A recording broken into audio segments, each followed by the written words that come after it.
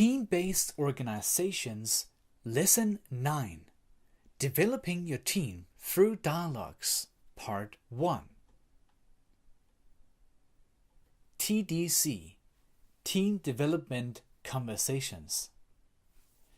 Today, more and more companies organize themselves into teams.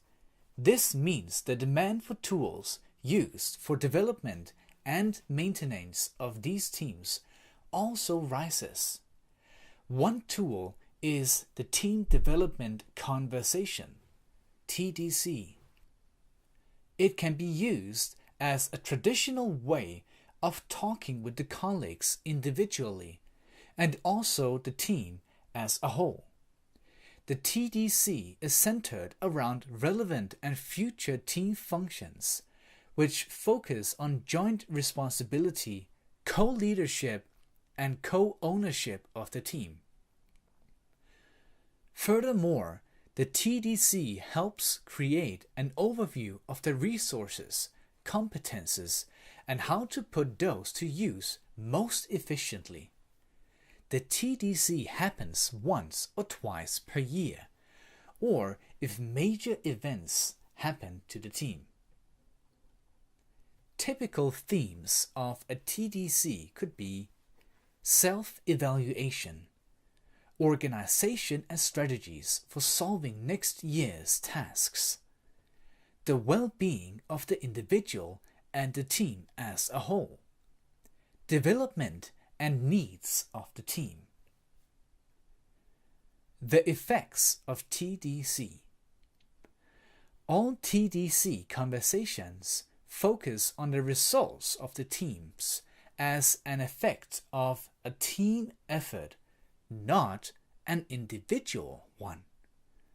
It tries to move the mental focus on how I can make a difference into how we can make a difference. In summary, reports give the following effects of TDC. Individuals and groups who evaluate themselves make more ambitious goals. The individual colleague takes a greater responsibility for their colleagues' well-being and development. This is because the conversations the team has together. TDC support, challenge, and develop communication skills and the work culture in the team. The relationship between the team and team leader improves as well. TDC creates teams with a strong feeling of belonging and companionship. TDC focuses on the collective function of the team and how this can be developed further. TDC develops the team's competences and the ability to use those competences together with other teams in a constructive, learning, motivating, and innovative way. The structure and principles of TDC. Starting a TDC requires some resources of the company because all members of the team will be taken out of their daily functions.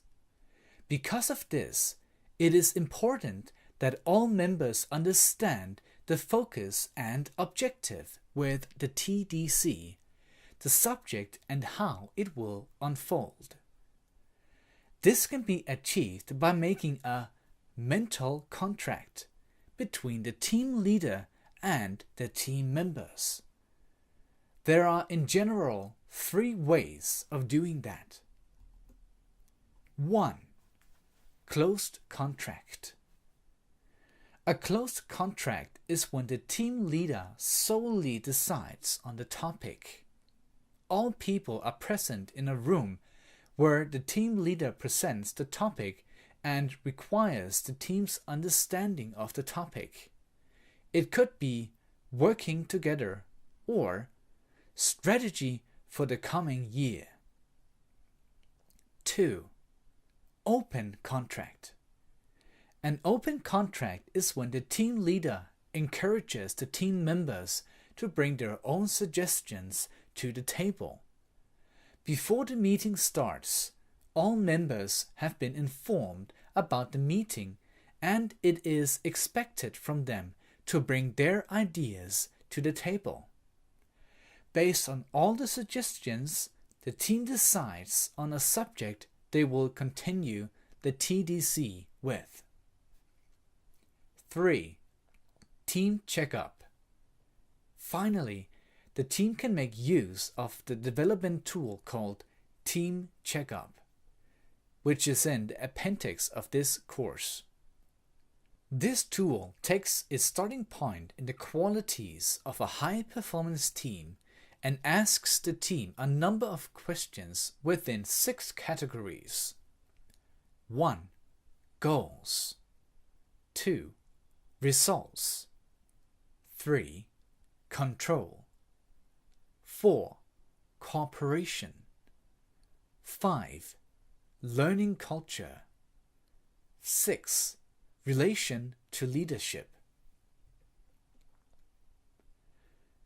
Controlling the conversation, but not the content.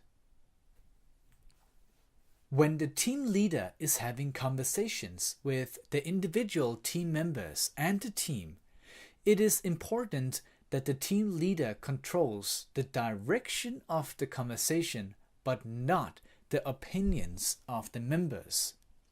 This could prove to be a challenge, especially if you have a strong personality.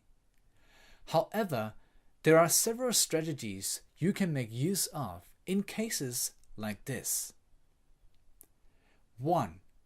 Clarification of your role. Controlling the TDC process can be difficult when you have your own opinions.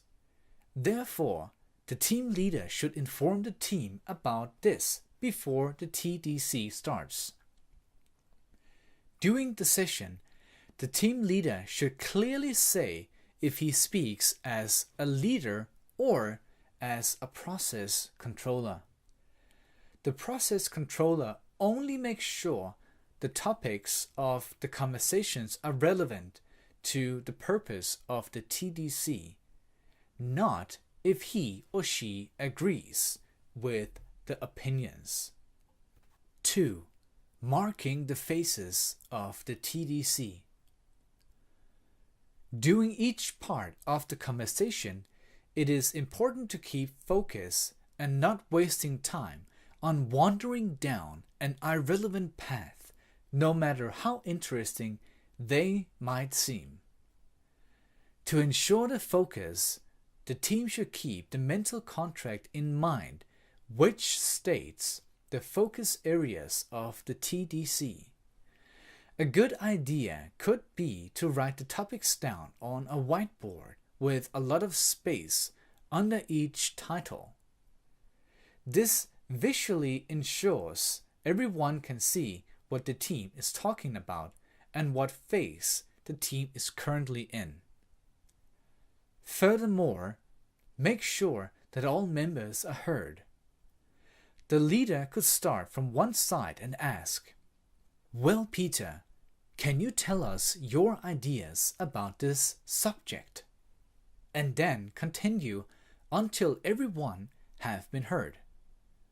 After that, the leader asks the team to focus on the theme or direction behind all the suggestions on the whiteboard.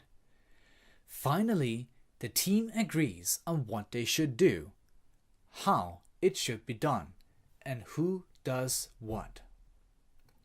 3. Summarizing and focusing. The third way to lead the conversation is to summarize the input and then ask the team what to focus on. Imagine 10 different ideas on the whiteboard. The leader could summarize and focus in this way. "All right, I can see you all came up with many good ideas. I wrote down we should work a little extra, work faster, help each other, increase the market budget, specialize in our target customers, make theme-based sales, and start a sales campaign. Which of these ideas should we continue with? The strength of this method is the break of the flow that creates focus and establishes a shared direction for the discussion. Model 1. Structured dialogue. The basic idea in a structured dialogue is to make sure everyone has a chance to speak their mind. This will generate many ideas and perspectives on the topic and includes everyone. When people start to share their ideas, people become inspired and bring even more ideas to the table. This type of conversation is especially good for two types of groups. 1. A team with different competence levels, and 2. Teams with very different opinions about the same subject and difference in the amount that members contribute in meetings with. This type of dialogue creates a safe space where everyone can prepare for and speak their mind without being interrupted. When having the conversation, the team leader should be a place where he can see everyone. The members should sit in a half circle with the team leader standing next to a whiteboard. 1. Starting the conversation. The conversation starts by the team leader interviewing all members one by one. The leader asks the first person about his or her opinions, feelings, and ideas about the topic. During the interviews, none are allowed to interrupt the speaker for any reason. This is important because by doing so, the other members focus on listening instead of preparing their own arguments. The following rules apply. Everyone participates actively. Everyone must appreciate everyone's opinions and see them as valuable to the meeting. Everyone must listen actively and relate to the ideas given at the meeting. After the first round of interviews, the leader's job is to connect and sort out all ideas and input into a single or a few ideas. To do this, the leader can make use of bridge building questions. 2. Connecting the ideas with bridge building questions. From the interviews, the team now has a lot of different ideas. Some of them are very different from each other. This could create a feeling of division in the team and not a feeling of unity. This is where the team leader asks these types of questions. 1. What things are in common across all the ideas on the whiteboard? 2. What topics do you see emerge from all the ideas you have heard so far? 3. How do these ideas connect to your idea? 4. What things about the other ideas inspire you? 5. Do any of the other ideas give you new ideas or understandings?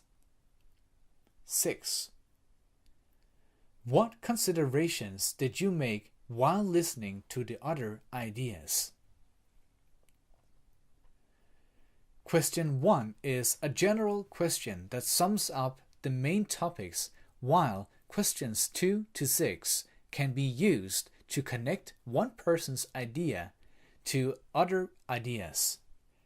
Especially questions 4 to 6 makes the person focus on the good part of other ideas in relation to his or her own ideas.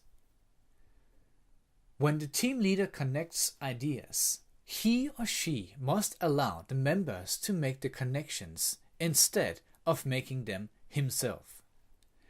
The team leader leads the members in the same direction instead of telling them what to think.